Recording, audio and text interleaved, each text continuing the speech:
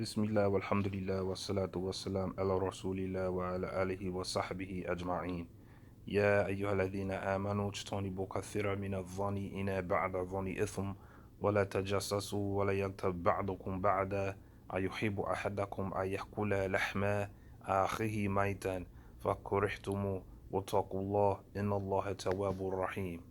O you who believe, avoid much suspicion, for indeed some suspicion is a sin, an ithm. وَلَا تَجَسَّسُوا, and do not spy on one another, and do not backbite one another. Will one of you like to eat the flesh of his dead brother?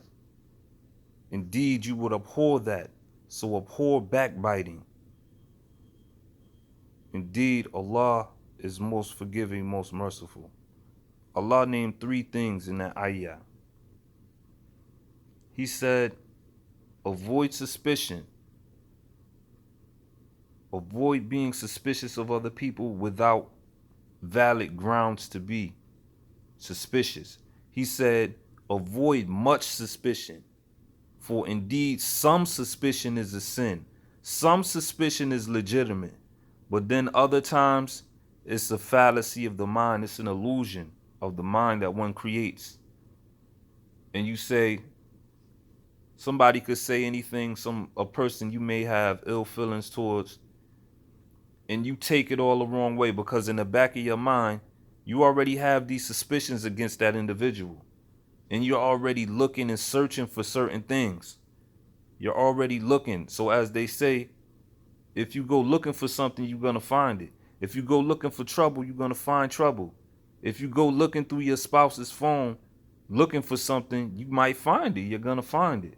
So one should avoid that and having negative thoughts, but think good towards other people, especially Muslims.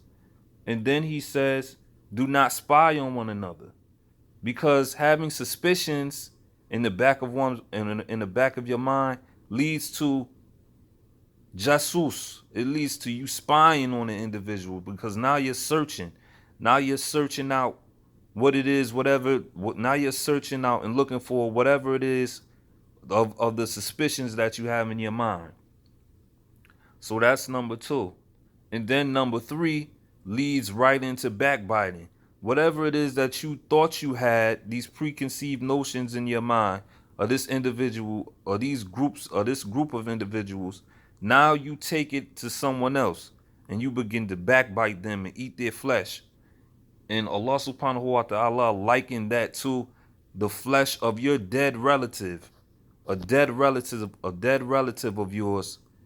You're eating their flesh. So you would abhor eating the flesh of your dead relative or your dead brother. You would abhor that. So he likened that to backbiting. It's the same putrid, disgusting smell that comes from it. In fact, it's a hadith that's narrated. I forgot who the hadith is narrated by, excuse me. But two of the companions were talking about a man who came to the Prophet ﷺ, and he told the Prophet ﷺ that he had committed zina. And the Prophet ﷺ asked him three or four questions, probably three questions, and the man confirmed all three. So the Prophet ﷺ had the man stoned to death. And then the two companions, they were talking amongst each other and they saying, man, have you seen the one who Allah covered his sin? Allah made his sin secret and he revealed it. And it was a foul odor blowing in the wind, in the air. And the Prophet ﷺ asked them that they smelled the corpse of that dead animal. And they replied in the affirmative that they did. And then they said, the Prophet ﷺ said to them that what they were doing was equivalent to the smell of that dead animal, which was backbiting the brother who had went to the Prophet ﷺ and told him that he had committed zina. So subhanallah, it's a valuable lesson in that we should always think good of one another, especially another Muslim, and in general, the people. Just because a person is not a Muslim, they're non-Muslims, we shouldn't be backbiting them and talking bad about them, because Allah subhanahu wa ta'ala has said in the Quran for us not to do that, for us not to be suspicious, for us not to spy, and for us not to backbite. Walhamdulillahi Rabbil Alameen.